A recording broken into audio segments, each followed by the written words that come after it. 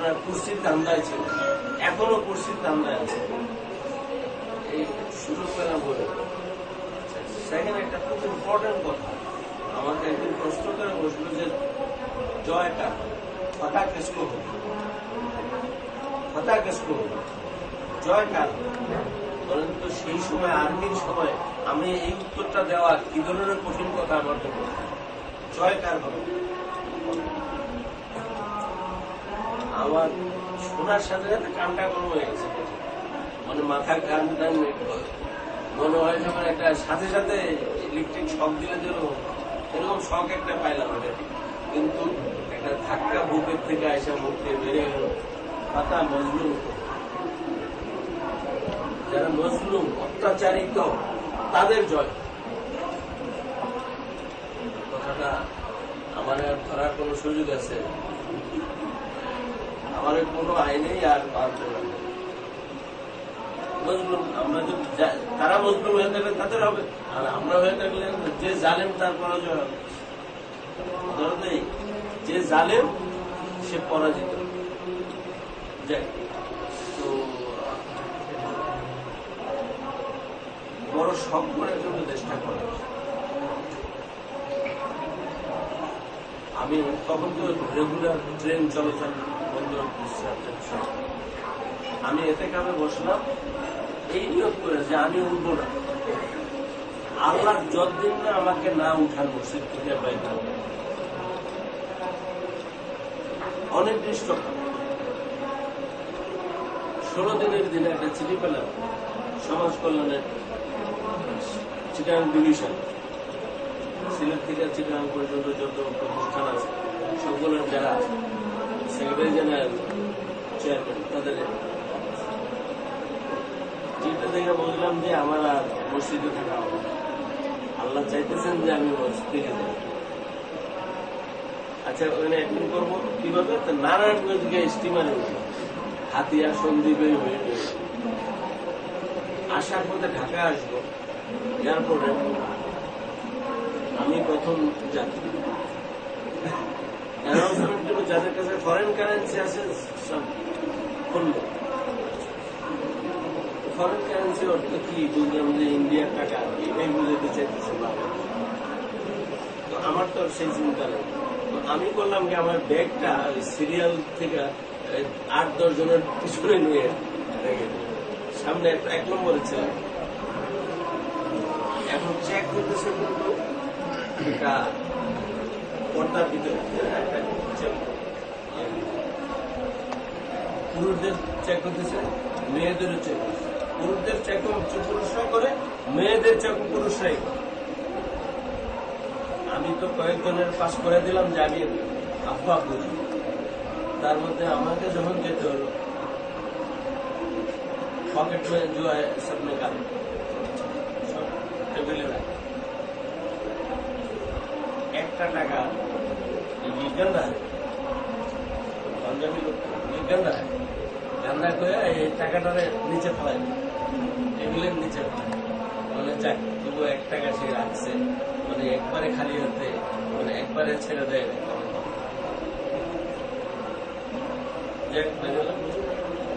এক মহিলার দিকে তাকালাম, যে মহিলা মুখের দিকে তাকাবার অবস্থা, কারণ তারে কে দেখলো? একজন পাঞ্জাবি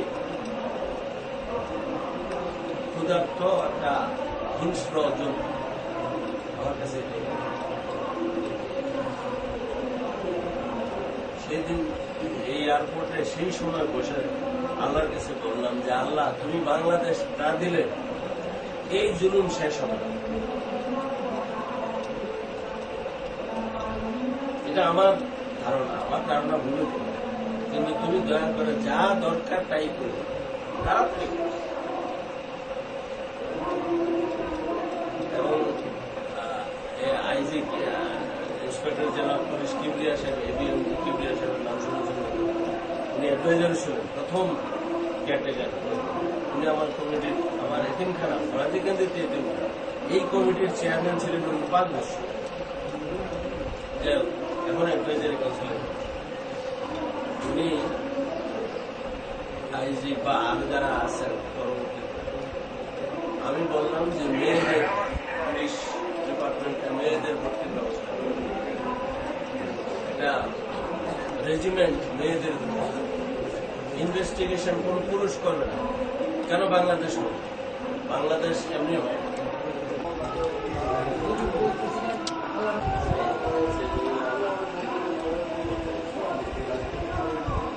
ঢাকা বিশ্ববিদ্যালয়ে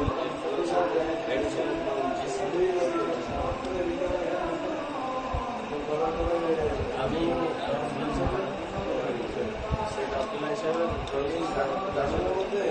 ওনার মন্ত্রী আমি বেড়ে আমাদের সামনে ভিড়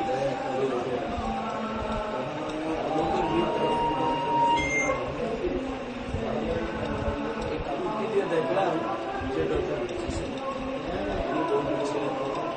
ছিলেন রোমিং প্রফেসর ইউনিভার্সিটিতে,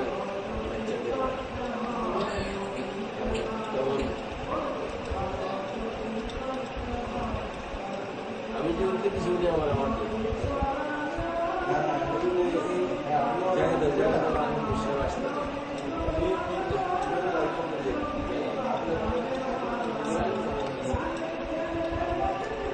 কেমন দেখলেন?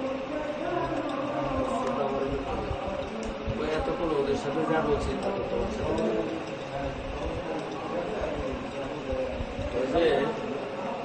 বহু দেশ ঘুরছি, দেখলাম ওরা আমার ছেলেটি মানুষ বলে আমাদের দেশে ক্ষুধা বড় আর সব ছোট, আর ওই দেশে ক্ষুধা ছোট আর সব।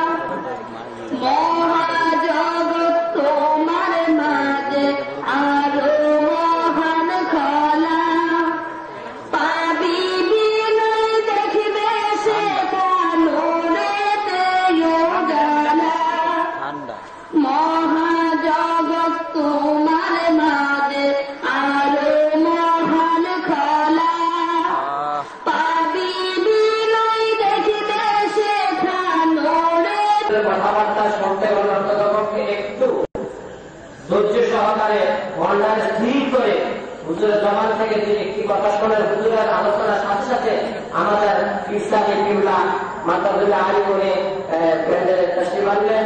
মেহেরবানি করে আপনারা সকলে ধৈর্য সহকারে বসেন। এখন আপনাদের সামনে ওয়াজ করতেছে হযরত মাওলানা সিরাজুদ্দৌলা সাহেব। হযরত মাওলানা সিরাজুদ্দৌলা সাহেব উনি ওনার মূল্যবান বয়ান করার জন্য আমি সবার পক্ষ থেকে অনুরোধ জানাচ্ছি।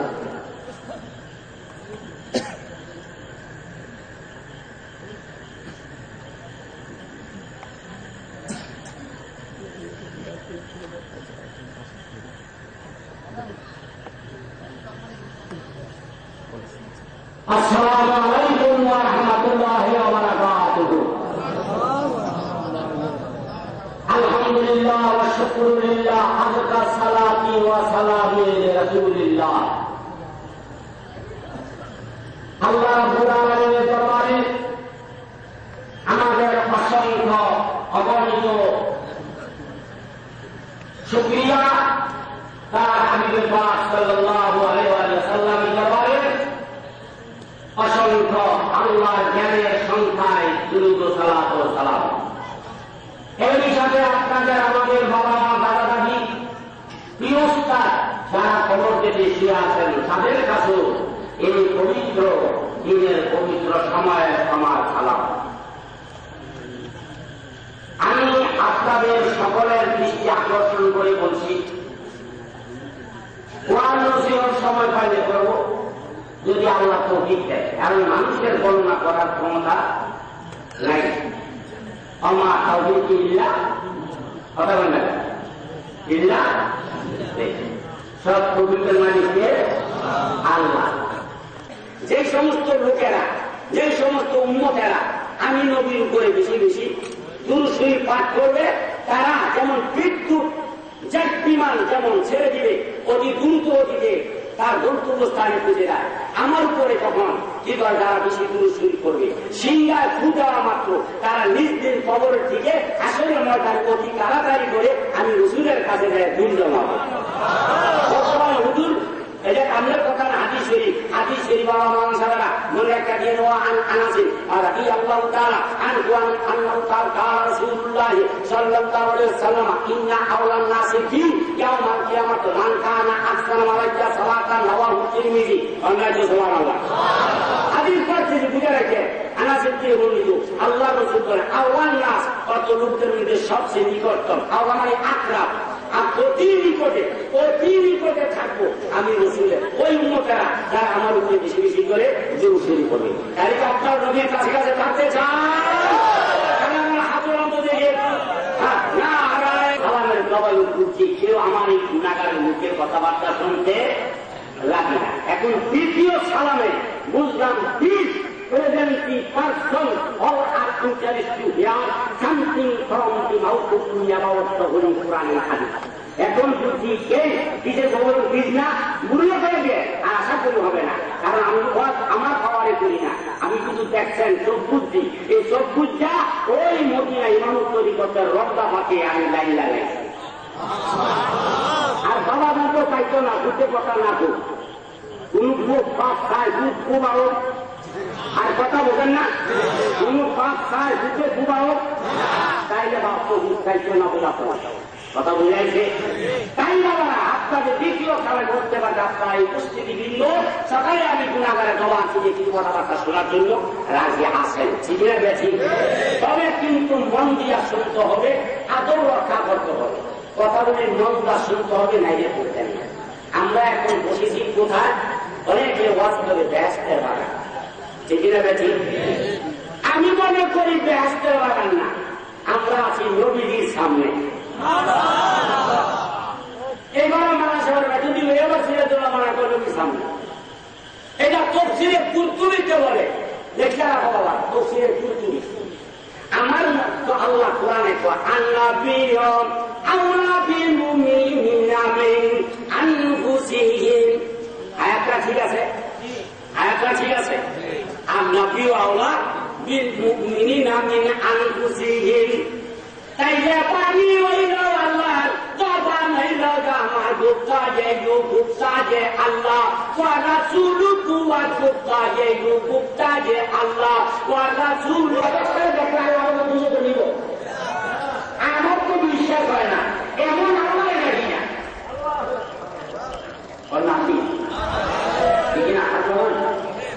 আল্লাহ মায়া করেন না, এমন মায়া মুক্তবন্দী স্বাধীনী সৃষ্টি কামিনী এবারে আগে সাদা হাওয়াবান শুভেচ্ছা স্বাগতম নারায়ে তকবীর আল্লাহু আকবার।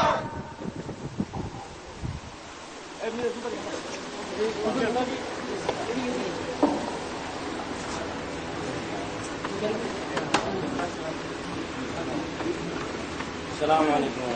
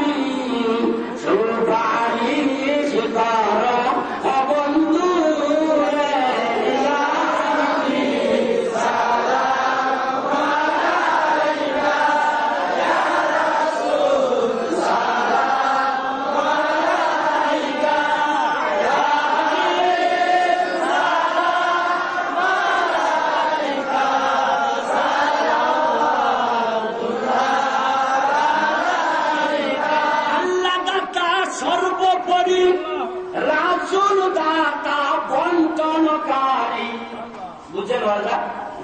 আল্লাহ দাতা বঞ্চন কেন? সর্বোপরি আল্লাহ দাতা সর্বোপরি বাক্য রেখে আল্লাহ ওদিকে দয়া পাই তার বন্ধনে ওদিকে দয়ার জন্য দাঁড়াইয়া সালাম জানাইয়া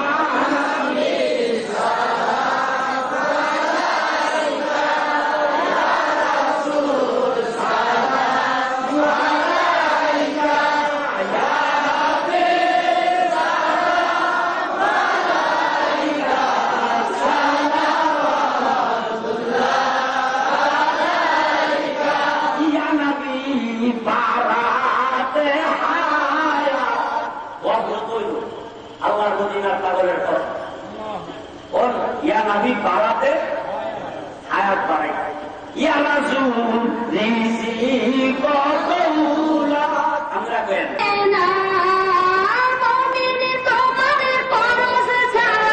কিছুই বুঝে না মেরে মদিনা আমার প্রাণের মদিনা মেরে মদিনা আমার প্রাণের মদিনা কিছু বুঝিনি বুঝি না বলতে জানি না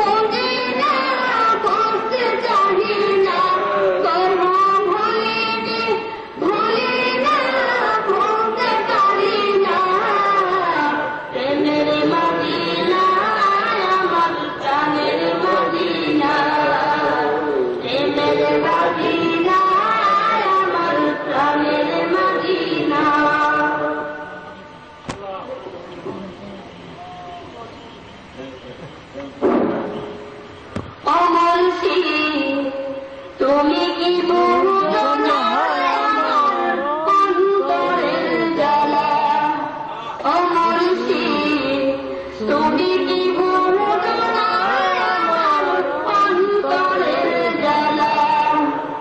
পুরে পুরে হয় না কেন কে মনে সই জ্বালা, আমি কে মনে সই জ্বালা। তুমি কি বুঝো না আমার অন্তরের জ্বালা? ও মুর্শিদ তুমি কি বুঝো না আমার অন্তরের জ্বালা? আমার জ্বালা আমারই পোড়াও, তবু তোমার গোলাম বানাও। আমার জ্বালা আমারই পোড়াও, তবু তোমার গোলাম বানাও। আসল প্রেমের প্রেমে কি তালা, কালো প্রেমের তালা, আমার কালো প্রেমের তালা।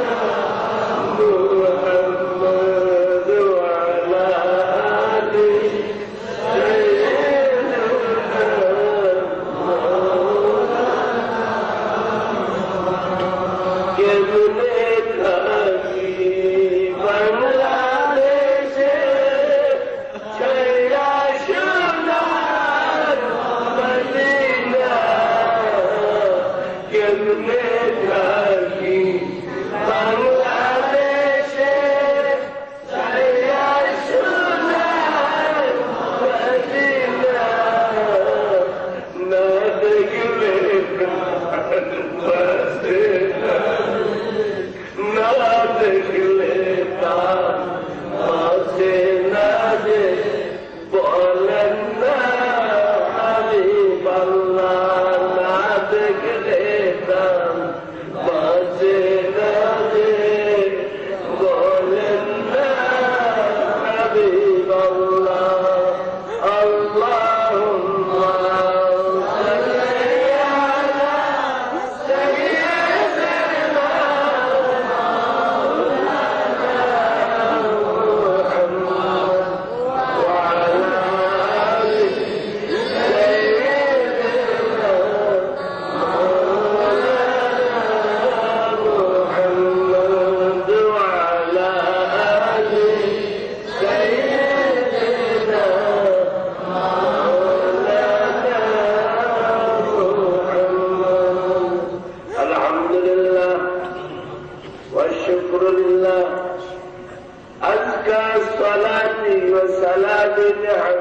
الله وعلى آله وصحبه ومن والاه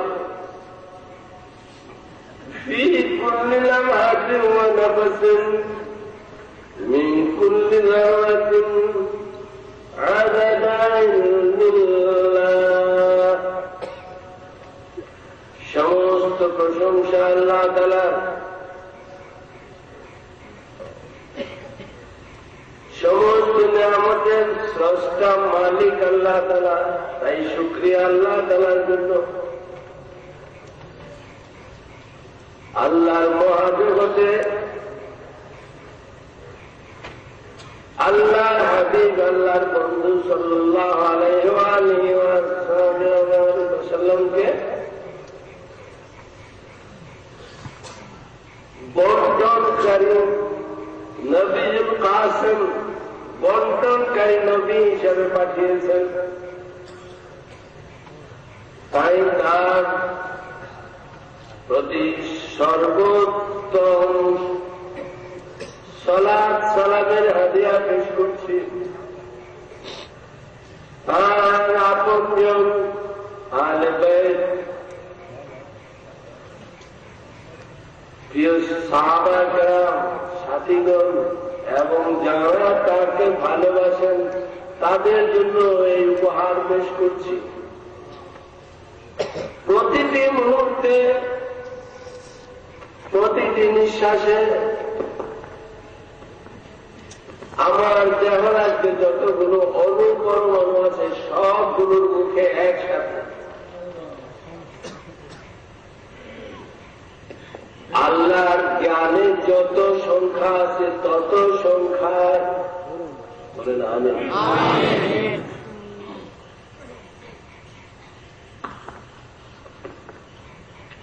আমার সম্মানিত আজকের এই নেতা ইসলাম আশিক মাহফিলের সম্মানিত সভাপতি মুআজ্জাজ উলামায়ে কেরাম এবং আশিকানে হাবিব সাল্লাল্লাহু আলাইহি ওয়াসাল্লাম, আসসালামু আলাইকুম ওয়া রাহমাতুল্লাহ।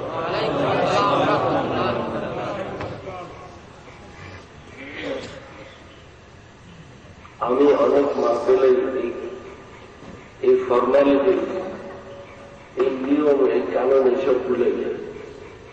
এগুলো নিয়ম, একটা সবার সৌন্দর্য শৃঙ্খলা, কিন্তু পাগলে আবার নিয়ম মানে না, বুঝে না, মানে না, ইচ্ছা করে মানে না, বুঝেই না যে এটা নিয়ম, এটা বলছেন।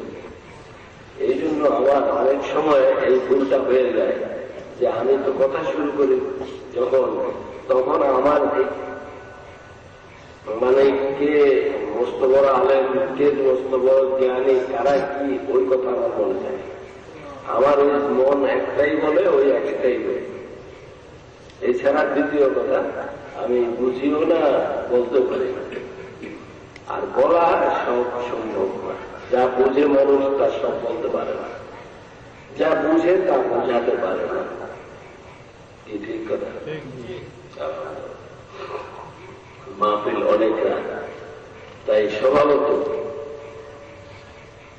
আরামের চেয়ে কষ্টকে প্রাধান্য দেওয়া, এটা সবার পক্ষে সম্ভব হয়ে ওঠে না।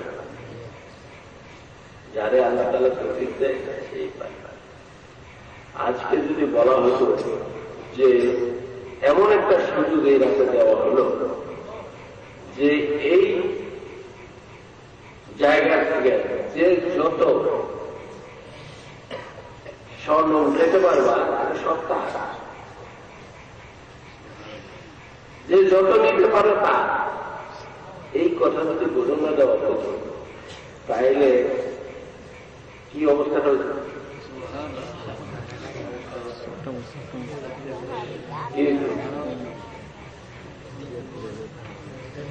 ঘুমাইতে পারবে না, তবে কি করতো? মানে কে কত বেশি দিতে পারে, এদিকে কোমর বাইরে গেলে যায় নাকি, 12-2 বাংলা কোনো অসুবিধা নেই, এগুলো আবার লাগানো যাবে।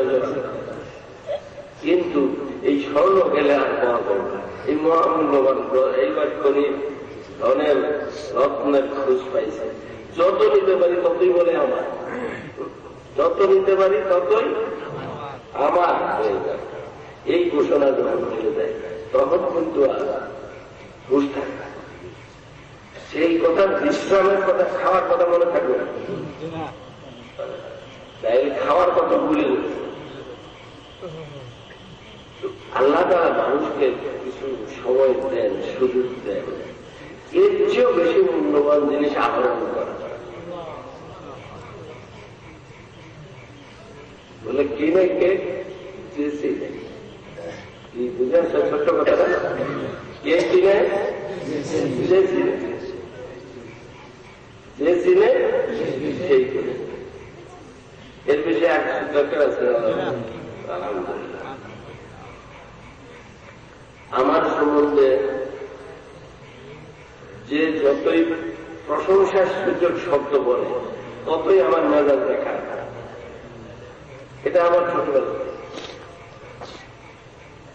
মদিনা শরীফে আলহামদুলিল্লাহ যে 11 বছর ছিলাম তখন এরকম পাগলানি হতো, পাগলের দলেই থাকতাম।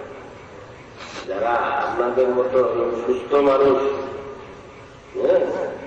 বেশি বেশি বড় বড় আলেম, বড় বড় বেশি বিভিন্ন মানুষ, যারা এইরকম মানুষ না, যারা পাগল তাদের সাথে থাকে না, যারা নবী ছাড়া কিছু বুঝে না, যারা রাসূল ছাড়া কিছু, যারা হাদিস ছাড়া কিছু, তাদের কাছে তাদের ওই চোখেই চোখ, ওই কানেই কান, ওই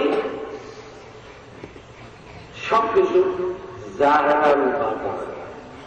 জাহেরি ভাবে, প্রকাশ্য ভাবে, গোপন ভাবে, সুরতে সিরতে যারা পাগল হয়ে গেছে। আমরা একটা বংশ পরিচয় আছে না মানুষের, আমি চৌধুরী বাড়ির, আমি খাবারের কত একটু বড়াই করেন না আমরা, এরকম খাবার। আমাদের যিনি সিলসিলার একজন, যিনি আল্লাহর হাবিব সাল্লাল্লাহু আলাইহি ওয়াসাল্লামের এমন আশিক ছিলেন যে তার উপাধি হয়ে গেছিল রাসূল নুমা। কি হয়েছিল? রাসূল নুমা অর্থ কি হয়েছিল?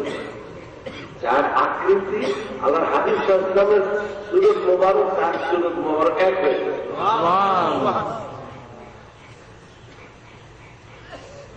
কেমন পাগল তিনি জান দিতে। আপনারা তো কারো প্রেমে পড়লে ফাঁসি, নিজেদের কি বলেন, না পাইলে জান দেওয়া বলা, যুদ্ধ করবো, যত কিছু করবো, তারপর সেটাকে না পারলে তো আবার নিজে যান বলেন। তিনি বলেছে, আল্লাহ তোমার বন্ধুরে যদি আজকে আমার সাথে কথা না বলা, আমি যদি না দেখি সামনাসামনি, তাই আমি এক ফুট আমার জানটা দেব। এমন পাগল, এরকম পাগল কোন পাগলামের একটা সীমানা পাল্লা নাকি নাকি জান না আসলে তাহলে ডর দেখায়, কোন না ডর দেখায় না, আসলেই করে। এই কথাটা আল্লাহর ভিতরে ধরা পড়েনি না। আচ্ছা, তাই বোঝা গেল নকল, আমরা যারা নকল হুজুর সাজি আর আসল হুজুরের মধ্যে তফাৎ আছে না। কার কাছে? আল্লাহ। হ্যাঁ, ফাঁকি দেওয়ার কোন ব্যবস্থা আছে না। তাইলে বুঝতে হবে যে আসল জিনিস একটা জিনিস আছে, যেটা আল্লাহ আসল রকম সব জানেন, বুঝেন, দেখেন, তাই না? তো ডাকটা এমন ঢাকিয়েছিল যে না, সত্যিই জানটা দিয়ে ফেলবে। ইব্রাহিম আলাইহিস সালাম খলিলুল্লাহ উপাধি পেলেন। জিবরাইল আলাইহিস সালাম প্রশ্ন করেন, ও বাড়ি তাআলা, মহান আল্লাহ তাআলা আপনার দরবারে আমার একটা আরজি, যে এমন কি বিশেষত্ব এই ইব্রাহিমের মধ্যে আছে যারা খলিল উপাধিটা দিলেন আপনার? এটা কি কম কথা? খলিল হলেন বিশেষ বিশেষ। আচ্ছা, অতএব খলিলুল্লাহ উপাধি দেওয়াতে তোমার খুব গায়ে লাগছে, তাই না? উনি বলতেছেন, আল্লাহ তাআলা পরীক্ষা করতে চাও, যাও ইব্রাহিমকে পরীক্ষা করো, তুমি তোমার যেমনি মন চায় স্বাধীনতা দিলেন। তো যে দেখেন যে ইব্রাহিম আলাইহিস সালাম মেষ চড়াইতেছেন, পাহাড়ের পাদদেশে মেষ চড়াইতেছেন। তো তিনি জিবরাইল আলাইহিস সালাম পাহাড়ের উপর থেকে একটা ডাক দিলেন, আল্লাহ। ইব্রাহিম আলাইহিস সালাম ডাক শোনার সাথে সাথে বসে একদম বেহুশ। তারপরে যে আমার এই মিষ্টি মধুর আমার আল্লাহর নাম কে নেই, কোথেকে আসে তার খোঁজা দরকার। আমার একবার ডাক দিতে আমার প্রাণটা শান্তি হয়ে যায়। এখন জ্বালা বেড়ে গেছে, এখন আমার আরো শান্তির দরকার। আমার এই জ্বালা নেবার দরকার, আমার তারে পাওয়া দরকার। এখন চারদিকে খুঁজে কোন দিকে দেখে কিন্তু পাহাড়ের ভিতরে, উনি তো পাহাড়ের নিচে।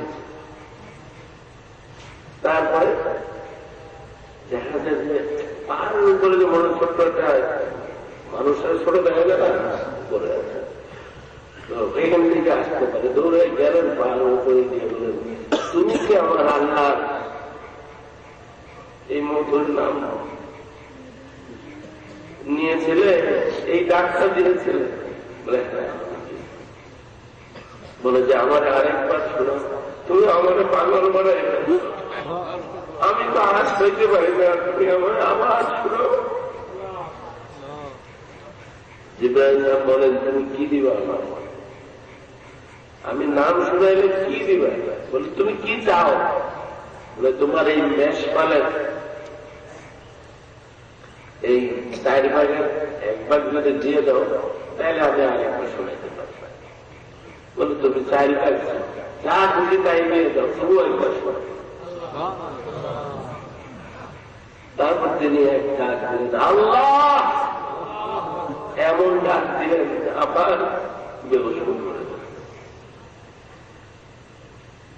যখন বসে আসলেন, বলে যে ভাই না ভাই, আমার সব নিয়ে গেছো বা নিয়েছো না না নিয়েছো জানি না, সব নিয়ে যাও, আমার জানটা নিয়ে যাও, তবু আমার একটা ডাক শোনা। জিবরাইল ভাবলেন পাগলটা তো মোটামুটি বন্ধ না, আরেকটা ডাক শোনায় দেখি না কেমন আসলে জানটা বাইরে কি বেরো না। তিনি ডাক দিবেন ভাবতেছেন, আল্লাহ বললেন জিবরাইল আর না, তার জান থাকবে না।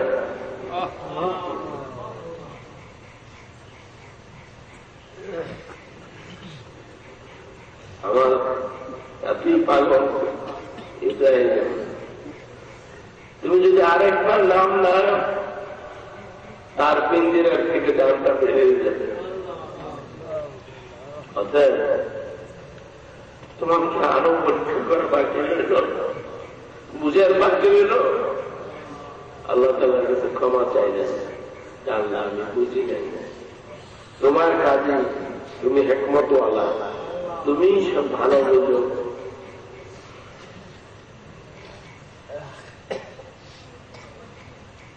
তো হযরত ফতেহ আলী ওয়েসি বর্তমানেও কেউ কেউ বলেন রাদিয়াল্লাহু আনহু, তিনি সেই পাগল ছিলেন যিনি ওই কথা বলছিলেন যে আমি জান্নাত দিয়ে পারি। সাথে সাথে আল্লাহ হাবিব সাল্লাল্লাহু আলাইহি ওয়াসাল্লাম দিদার নসিব হয়ে গেল। সাথে সাথে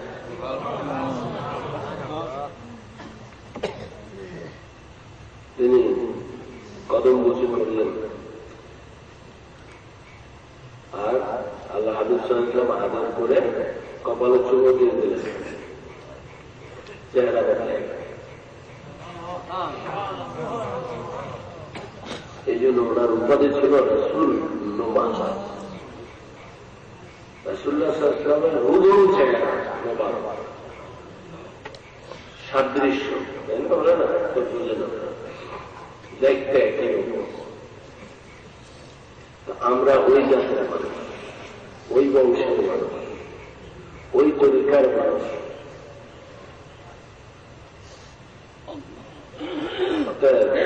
আমাদের এই ওয়াইসি প্রেম, ওয়াইস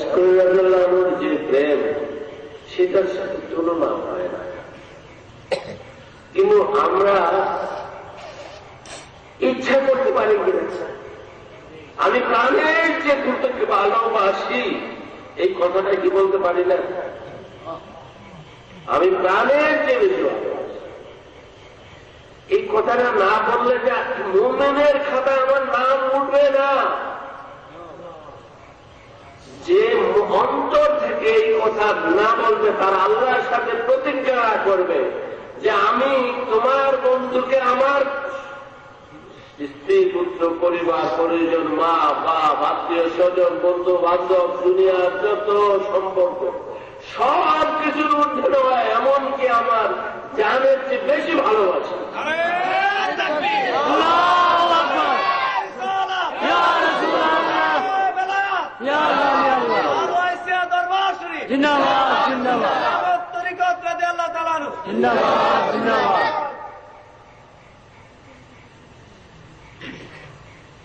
এই প্রেমের দাবি রাখে হাদিস শরীফে আছে, তুমি যদি কাউকে ভালোবাসো তাকে বলে দাও, জানিয়ে দাও যে আমি তোমাকে আল্লাহর রাস্তে ভালোবাসি।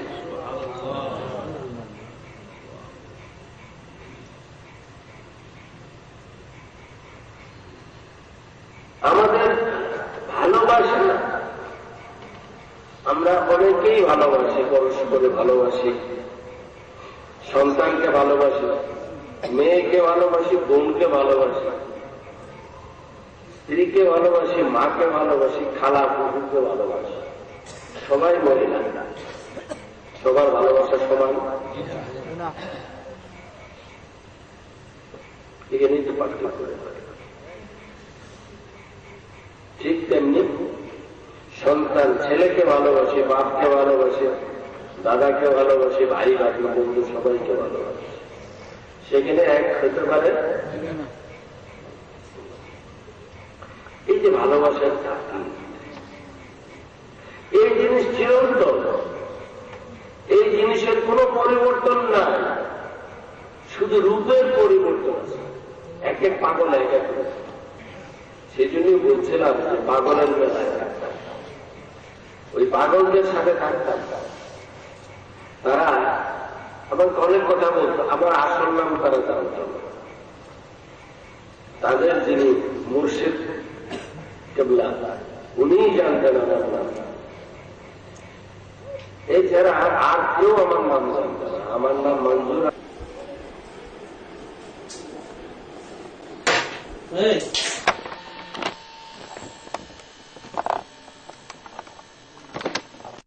আমাকে আমি পাগলামি করতাম, তো ওই জন্য ছোটবেলার বাচ্চা বয়সে পাগল ছিলাম, সেই জন্য আমাকে আশিক ডাকতাম কেউ কেউ।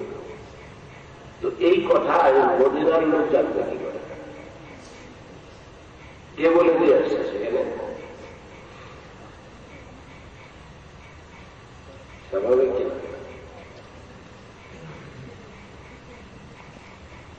বুঝতে হবে যে আল্লাহ একদল বান্দা থাকবে জগতে যারা আল্লাহ বন্ধুর জন্য জান দিতে সব সময় প্রস্তুত থাকবে। জানটা দিয়ে ফেলছে, শুধু নেওয়াটা বাকি, আর নেওয়া বাকি আছে এই কথাটা বলাও ঠিক না। অনেকে বলে দুরূদ শরীফ যদি হাইটা করেন তাহলে আপনি গরিব হয়ে যাবেন, এই কাজ করবেন না। একদিন আমাকে প্রশ্ন করতেছে, অমুক হুজুর তো এই কথা বললেন, গরিব হয়ে যায় দুরূদ শরীফ হাইটা এটা বললেন। আমি বললাম যে আমি তো গরিব হইতে চাই না, আমি মিসকিন হইতে চাই। কিরকম হাইটা না দৌড়ে পড়লে মিসকিন হওয়া যায়, ওইটা আমার একটু বলতে বলে। হাইটা পড়লে যদি গরিব হয় তাহলে দৌড়ে পড়লে মিসকিন হওয়া যেতে পারে। কারণটা কি? কারণটা হল যে আল্লাহ বন্ধু সাল্লাল্লাহু আলাইহি ওয়াসাল্লাম তিনি মিসকিনকে ভালোবাসেন। কি আসলে আমি মিসকিনদের ভালোবাসি, মিসকিনের সাথে থাকতে চাই দুনিয়া আখেরাতে। আল্লাহ তুমি আমার হাসর আখেরাতে আমার উঠাবা মিসকিনদের সাথে, ওয়াসুর নিবি জুমরাতের মাসাকিন, তাই না? তাইলে হাসর করার মিসকিনদের সাথে, এই যে কথা, তাহলে আমি কার সাথে থাকতে চাই? আল্লাহর বন্ধুর সাথে, ঠিক না? আমি কোথায় থাকতে চাই? আল্লাহর বন্ধুর সাথে, নাকি বেহেশতে থাকতে চাই? কার কটা বেহেশতের দরকার? বেহেশত করতে 8টা, কার কটা বেহেশতের দরকার? আল্লাহ বেহেশত বানাইতে পারেন কিনা? তো কেউ যদি বলে যে আমার 80টা বেহেশত চাই, 80টা বেহেশত বানাইতে পারেন কিনা? যদি কয় যে আমার 20 কোটি বেহেশত লাগবে, দিতে পারেন কিনা? কিন্তু যার কথাটা রাখবেন সে কিন্তু একটাও বেহেশত চাইব না। কি ছোট্ট কথাটা বুঝেছে? সে কিন্তু বেহেশত একটাও চাইবে, তবু তো তোমার বন্ধুর চরণ চাই।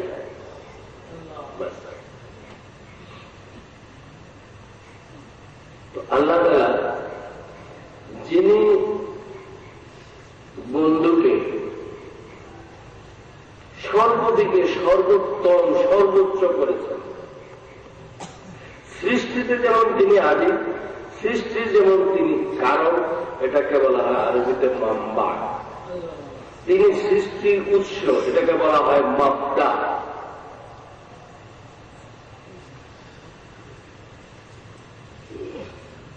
তাহলে এই সৃষ্টির জগতের রহস্য যদি আমরা বুঝতে যাই, তাহলে আধ্যাত্মিক জগৎ ছাড়া, আধ্যাত্মিক ভাবে ছাড়া, ভাব ছাড়া, চোখ ছাড়া, এই চোখে কিন্তু, এই বিজ্ঞানের চোখে কিন্তু আল্লাহর সৃষ্টির রহস্য বোঝা যাবে না।